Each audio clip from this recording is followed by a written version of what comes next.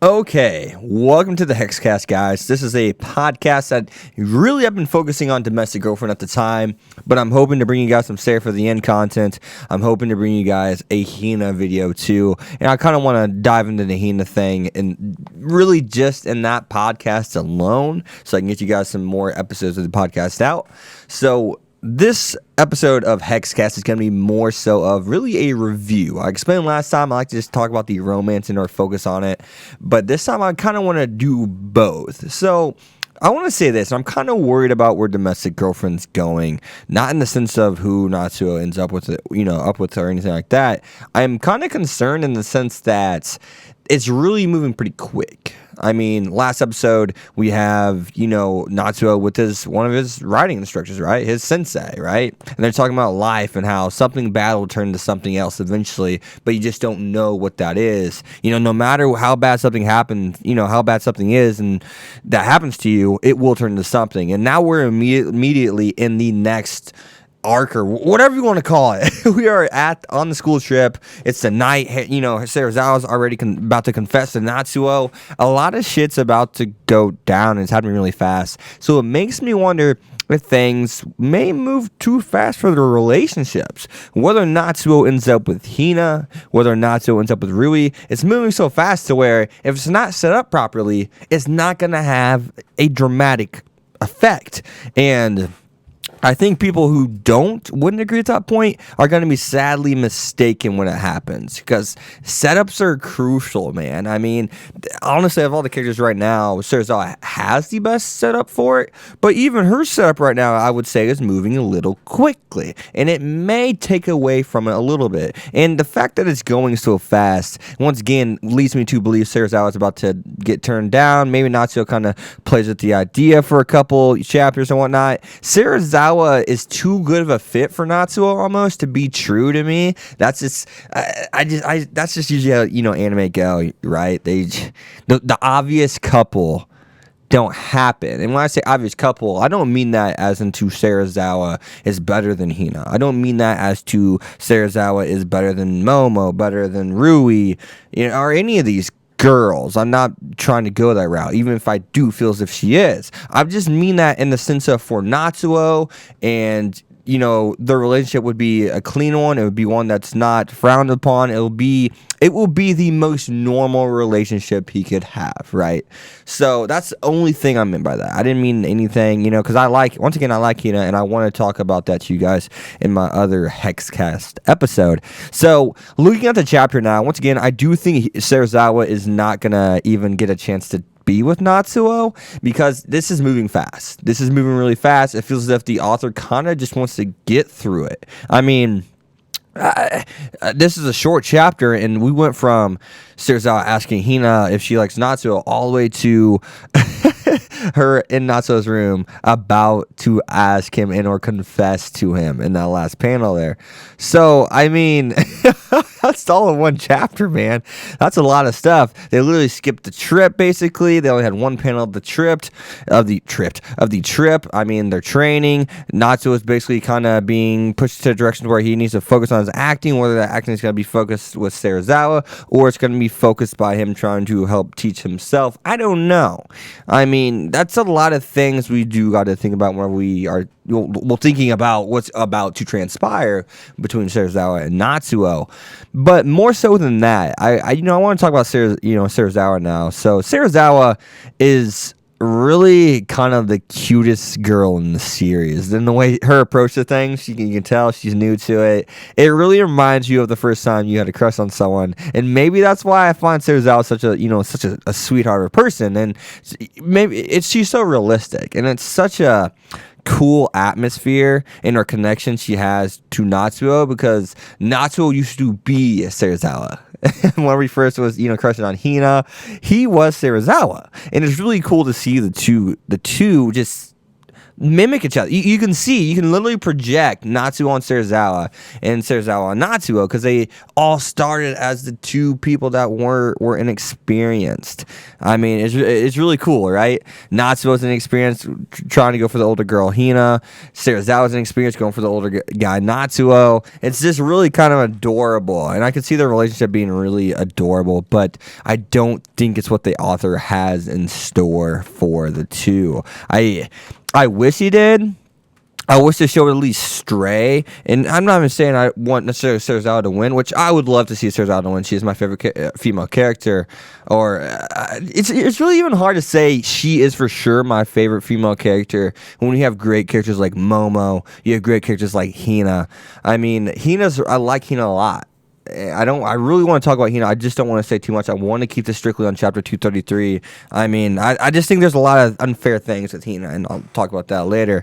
I may have gone into a little bit on another podcast in the past, but that was a while ago, so I want to kind of revisit the topic with new perspective.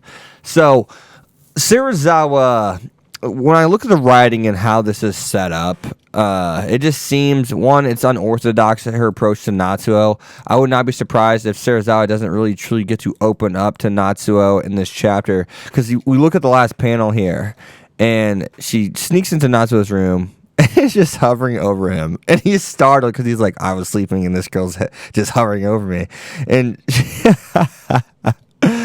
and she says, so Fuji. Doesn't even say, hey, are you awake? Can I talk to you? Just says, so Fuji, I have something to tell you. And look at the panel before. So, are you going to take the... Wait, excuse me. She says, oh no, I can't stop smiling. And you see the other panel next to it saying, you really see them like a couple. Her kind of reiterating in her head what happened at lunch. It's really emotional. And you can see Serizawa's going to act impulsive. And I love the realism within that. And, once again, I love the theme. Serizawa being impulsive and being unexperienced makes sense. The two go hand in hand. Sometimes we act out. Sometimes we just keep to ourselves, and it's crazy because we hold our feelings in until they're about to burst, especially when you're unexperienced, and you just kind of blurt it out, and the next thing you know, you said it at the wrong time. You're in Natsuo's room, you're randomly waking him up, you're scaring him, you're startling him, and things probably won't go smooth. They're probably not going to go smooth at all. I mean, life is a bitch. That's what was stated in this episode. I mean, Hiyama said it best. Or excuse me, it wasn't even Hiyama, but Kusanagi and Hiyama said it best. I see, life's a bitch, huh? No kidding, she responds. That is the truth behind all this. It absolutely is that. But, I mean, if life was easy... Nah, I shouldn't say it. I'm just saying. Another time. No, we're not doing this podcast. So, what do I expect next, though, from this? So far, I see things... It's really weird, because the chapter stopped at such an awkward point. Now, everything that happened this chapter was not surprising. I was surprised how it moved so fast once again, but it wasn't. The chapter in and of itself was not surprising.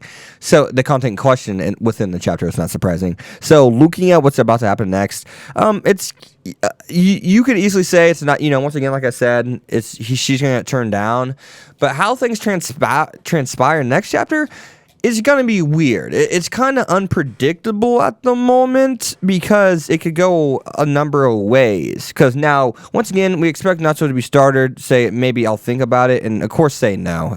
This is not set up properly. The atmosphere is not right. You know what I'm saying? So whenever I look at that, once again, she doesn't know him on a basic level outside of the drama club. They don't hang out outside of it. They haven't built up a proper relationship, which is once again weird because Serizawa knows him on a deeper level. She knows his secrets, but she doesn't know him on a basic level, which is really weird. It's so ass backwards.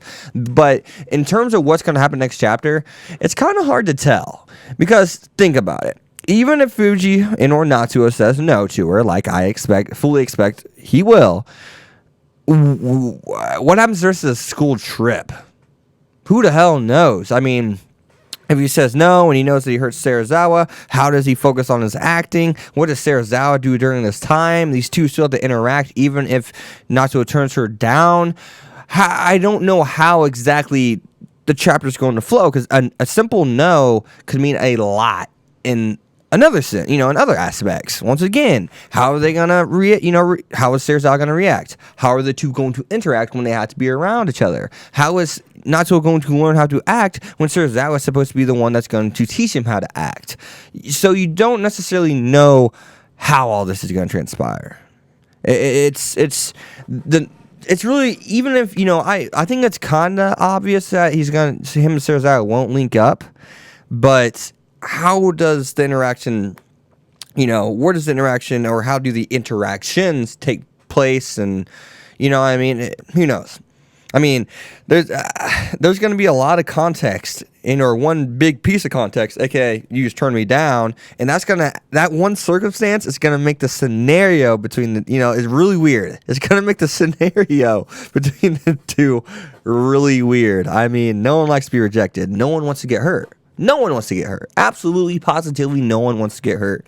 So how you react to that is going to be a really, really interesting thing, and I cannot wait to see how that transpires. You know what I mean? Because if he says yes, if they do end up being together, maybe not right now, maybe 5 chapters down the line, who knows? Maybe Natsuo says, I'll think about it and let's try to get to know each other more. Who knows? Maybe he says, I need to focus on myself, I'm sorry. Who knows? And it's going to be interesting to see how they interact with one another. It's unpredictable to understand how they're going to interact, because you just don't know. It's a weird situation since it's on the school trip, especially if she were to get rejected. Now, Natsuo could also go the route of saying, can I tell you after the trip's done? That would be an escape route. That would be a route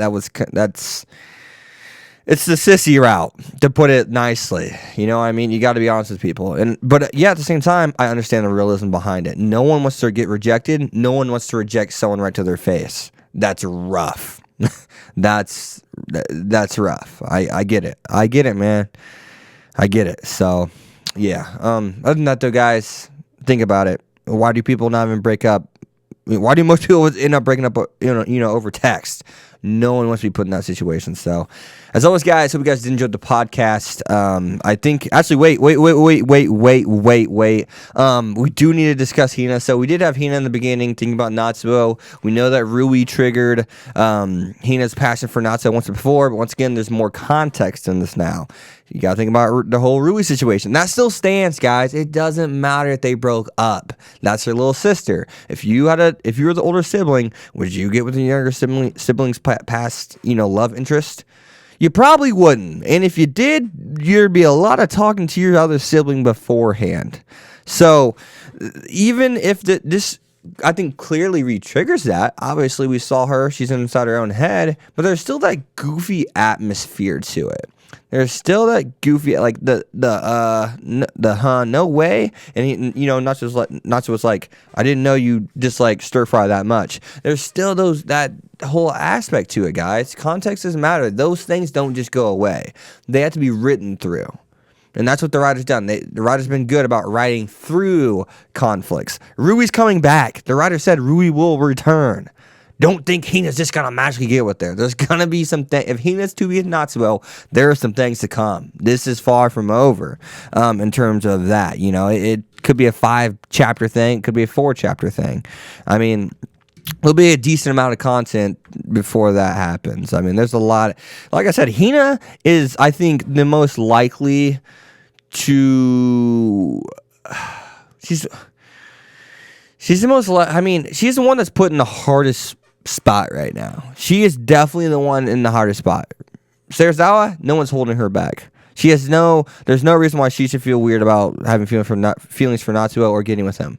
Hina, yeah, she has a little sister. Rui, well, you just kind of ripped his heart out.